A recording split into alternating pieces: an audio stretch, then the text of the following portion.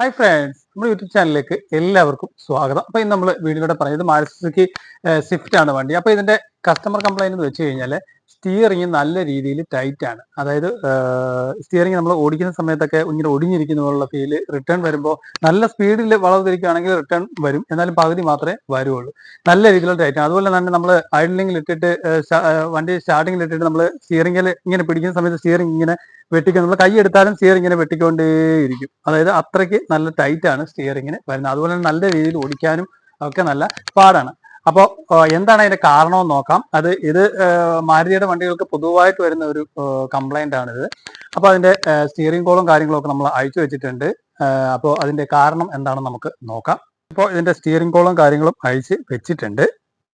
നമ്മളിപ്പോൾ ഇതിന്റെ steering column, അതുപോലെ തന്നെ അതിന്റെ മോട്ടർ, അതിന്റെ വീല് ഉൾപ്പെടെ ഈ ഒരു പോർഷനിലായിരിക്കും ഇത് വരുന്നത്. ആദ്യം ഇതിന്റെ പിനിയൻ സ്റ്റിയറിംഗ് ബോക്സിലോട്ട് പോകുന്ന കണക്ഷൻ വരുന്നു, പിന്നെ അതിന്റെ ടോർക്ക് കൺവേർട്ടറിന്റെ ഭാഗങ്ങൾ വരുന്നു, പിന്നെ ഇത് ഇവിടുന്ന് മോട്ടറിന്റെ കണക്ഷൻ വരുന്നു. ഇവിടെ ഒരു ബെയറിംഗ് ഉണ്ട്, അതുപോലെ തന്നെ ഇവിടെ ഒരു ബെയറിംഗ് ഉണ്ട്, ഇവിടെ ഒരു സർക്കിൾ പിൻ വരും, ആ പിന്നാണ് അവിടെ വരുന്നത്. ഈ ചെറിയ പിൻ വരുന്നത് ഇതിന്റെ ടോപ്പിൽ വരുന്ന സർക്കിളിപ്പാണ്. ഇത് ഇതിനുള്ളിലായിട്ടാണ് കയറ്റി വിടുന്നത്. ഇത് ഇതിന്റെ ടോർക്ക് സെൻസറിന്റെ ഭാഗങ്ങളാണ്. ഇതാണ് ഇതിന്റെ ടോർക്ക് സെൻസ് ചെയ്യുന്നത്. അത് കഴിഞ്ഞിട്ട് അതിന്റെ സ്റ്റിയറിംഗ് ലോക്ക് ഭാഗങ്ങളൊക്കെ വരും, പിന്നെ സ്റ്റിയറിംഗ് വീൽ വരും. ഇങ്ങനെയാണ് ഈ ഒരു പൊസിഷൻ വരുന്നത്. അപ്പോൾ ഇതിന്റെ ടൈറ്റ് ആവുന്ന ഭാഗം എന്ന് വെച്ച് കഴിഞ്ഞാൽ ഈ മില്ലിങ്, അതായത് ഈ ടോർക്ക് സെൻസറിന്റെ ഈ കാണുന്ന വീല് ഇതിനുള്ളിലായിട്ടാണ് കയറി കിടക്കുന്നത്. ഇതിനുള്ളിൽ ഇത് നല്ല ഫ്രീ ആണ്.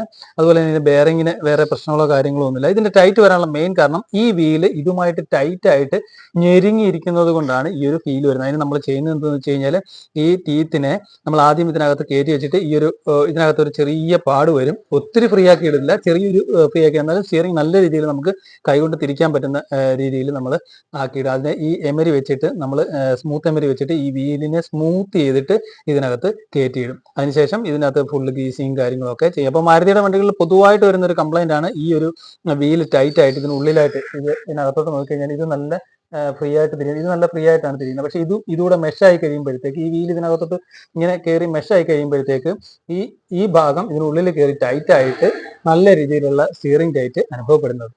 അപ്പോൾ അതിന് വേണ്ടിയിട്ട് നമ്മൾ ഈ ഒരു ടീത്ത് സ്മൂത്ത് ചെയ്തിട്ടാണ്, ഇപ്പോൾ ഓൾറെഡി നമ്മൾ സ്മൂത്ത് ചെയ്ത് വെച്ചേക്കുന്നതാണ്. പിന്നെ നമ്മൾ 1-2 റൗണ്ട് കയറ്റിയിട്ട് ഫുൾ ഫ്രീ ആക്കിയിട്ടേക്കുന്നതാണ്.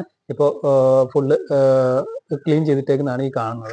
അപ്പോൾ നേരത്തെ നല്ല രീതിയിലുള്ള ടൈറ്റ് ഉണ്ട്. അപ്പോൾ നമ്മുടെ മാരുതിയുടെ വണ്ടികളിലൊക്കെ നമ്മൾ സ്റ്റിയറിംഗ് ഓടിക്കുമ്പോൾ നമുക്ക് മനസ്സിലാവും നല്ല രീതിയിൽ. അപ്പോൾ ആ രീതിയിൽ ടൈറ്റ് വരുന്നുണ്ടെങ്കിൽ സ്റ്റിയറിംഗ് കോളം ഫുള്ള് അസംബ്ലി അഴിച്ചെടുത്തിട്ട് ഇതുപോലെ സ്മൂത്ത് ചെയ്തിട്ട് ഇതിനെ സ്മൂത്ത് ചെയ്തിട്ട് കഴിഞ്ഞാൽ നമുക്ക് സ്റ്റിയറിംഗ് നല്ല രീതിയിൽ ഫ്രീ ആയിട്ട് നമുക്ക് കൊണ്ടു നടക്കാനായിട്ട് സാധിക്കും. അപ്പോൾ ഇതാണ് ഇതിന്റെ ഒരു അവസ്ഥ എന്ന് പറയുന്നത്. അപ്പോൾ മാരുതിയുടെ വണ്ടികളിൽ പൊതുവെ കണ്ടുവരുന്ന ഒരു പ്രശ്നമാണ് ഈ സ്റ്റിയറിംഗിന്റെ ടൈറ്റ് വരുന്നത്. അതായത് സ്റ്റിയറിംഗ് നമ്മൾ നേരെ നിർത്തിയിട്ടേക്കാണെങ്കിൽ സ്റ്റിയറിംഗെ പിടിച്ച് ഇങ്ങനെ നാട്ടിയിട്ട് കൈ എടുക്കാമെങ്കിൽ സ്റ്റിയറിംഗ് ഇടന്ന് ഇങ്ങനെ വെട്ടിക്കൊണ്ടിരിക്കും, കുറച്ച് നേരത്തേക്ക് ഇങ്ങനെ വെട്ടിക്കൊണ്ടിരിക്കും.